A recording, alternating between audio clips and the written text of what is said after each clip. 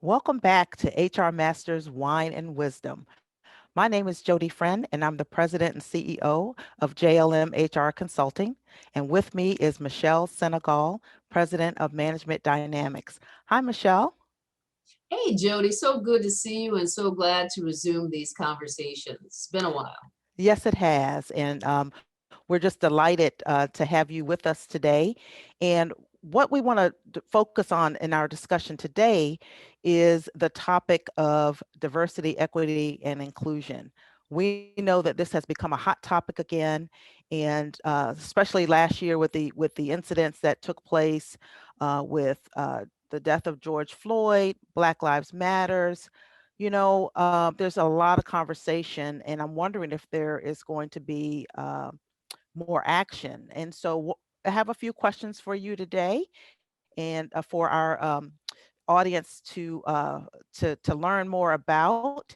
And is there still a business case, Michele, for companies to address diversity, equity, and inclusion in their workplaces?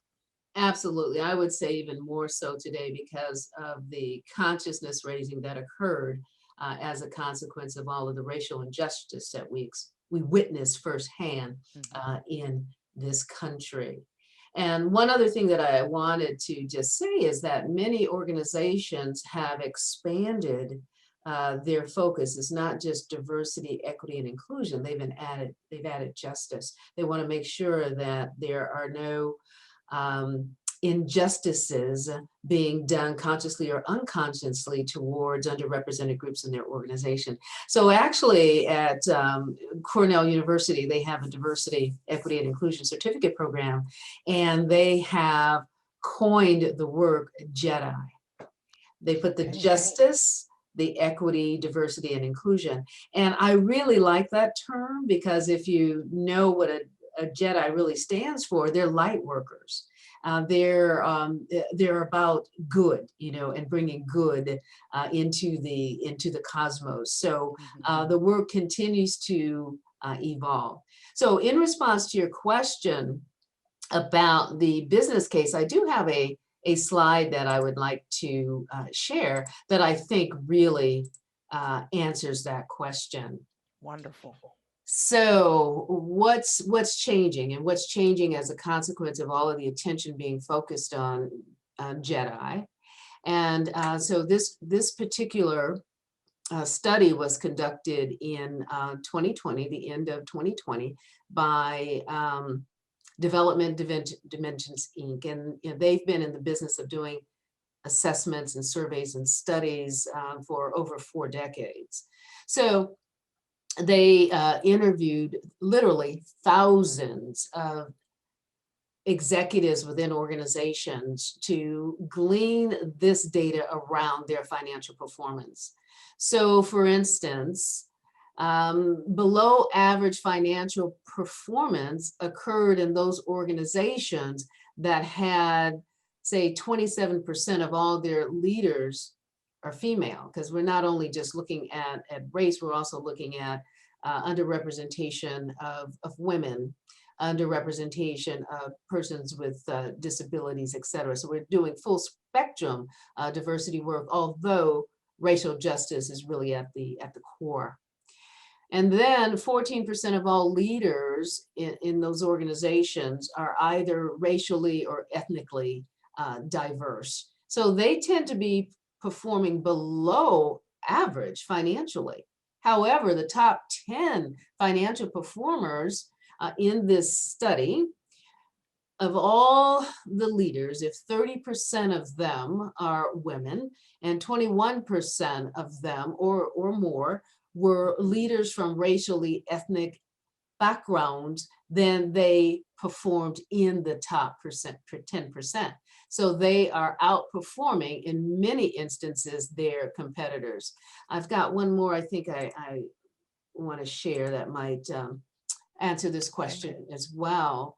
So organizations with above average diversity are 8 times more likely to be in the top 10% for financial performance. That was one of the key findings from this study as well. So the business case is strong.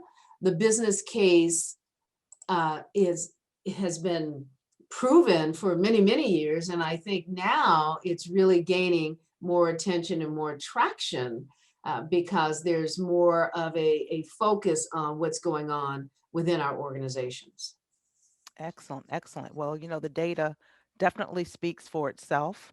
And so that I think that, anyone that's listening, to this presentation should take note and begin to, perhaps find a way to measure the successes or lack thereof that they're having in their own organizations. And so Michelle, let's dig a little bit deeper because I'm wondering too if what we're seeing by way of statistics and metrics are what are some of the ways that companies can really deal with the root cause of racial injustice.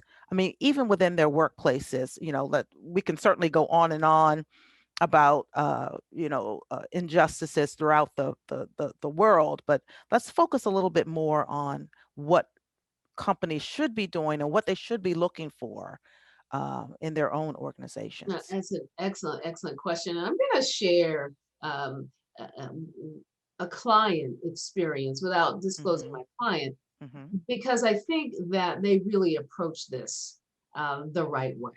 And so, again, the leadership was quite motivated.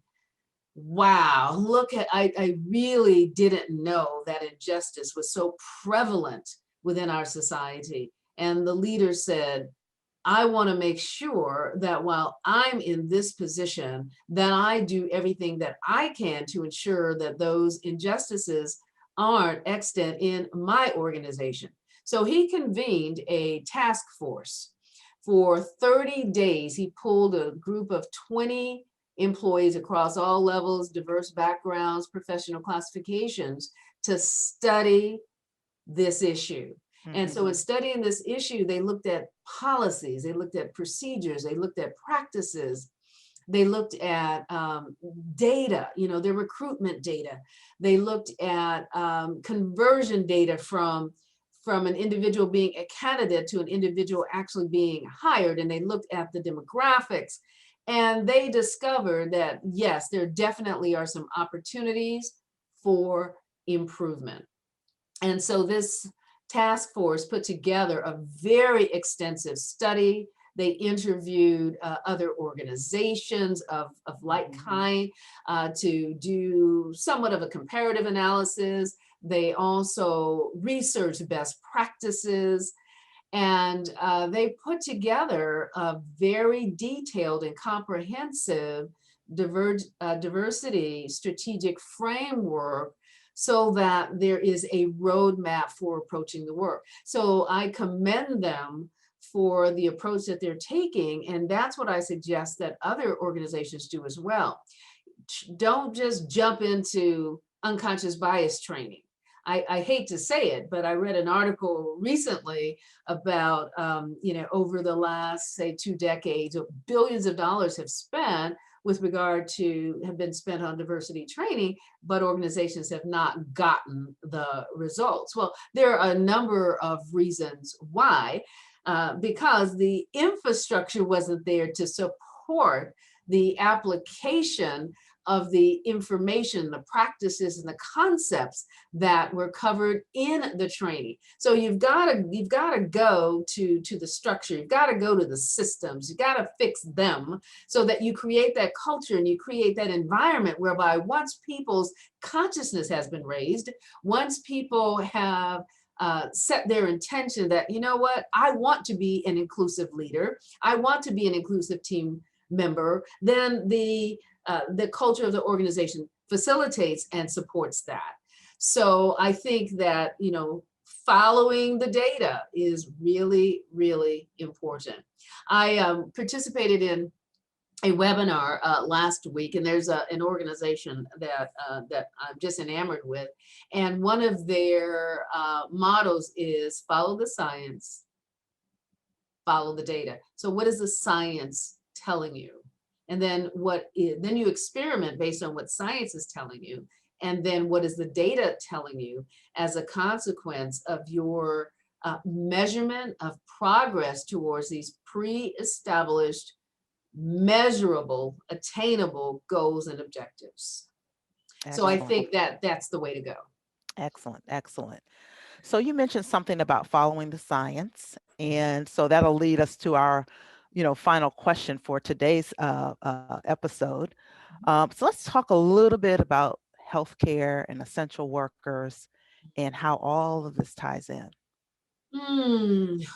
Well, not only did the murder of George Floyd put a spotlight on racial inequity, COVID-19 put an even bigger spotlight on the inequities in terms of individuals who hold what we call essential or frontline jobs.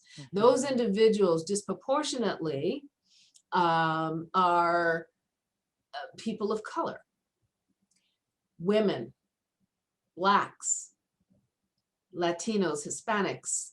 They're on the front line, therefore more vulnerable, therefore disproportionately exposed to COVID.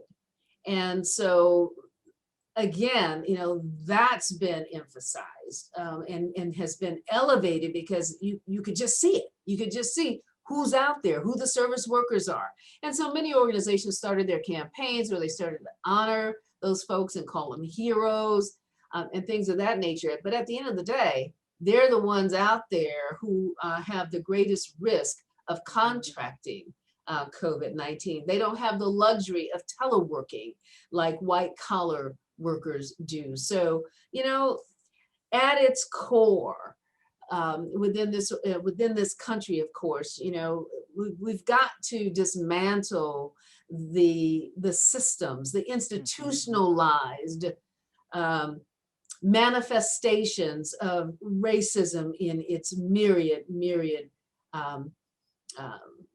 ways in which it manifests and shows. Absolutely. Absolutely. Well, I thank you so much, Michele, for, giving us your insight, sharing your wisdom with us. And I also want to have you share with our audience if they want to continue this dialogue. Let me just tell you, folks, I have had the absolute pleasure of working with Michele for many, many years, and she is indeed a thought leader and an expert in this field. And so, Michele, how can folks contact you? Well, there's a slide for everything. So just give me a minute to get there, Excellent. and I will gladly share it with you all.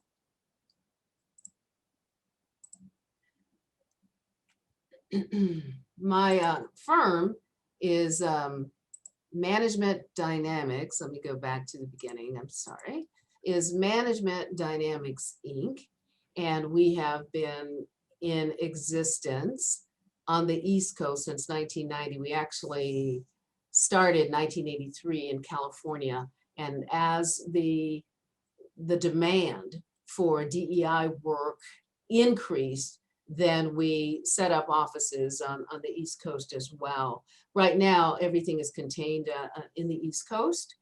And there is a phone number on the screen, 301-476-7460. You can call me. My website is also listed there, managementdynamicsinc.com, and it goes into a lot of detail about the services that we provide to help organizations from a strategic level and then also from an execution level with regard to creating more inclusive environments whereby each and every worker experiences a true sense of belonging. Excellent, excellent. Thank you again, Michele. Well, thank you for having me. I enjoyed it. Bye for now. Bye-bye.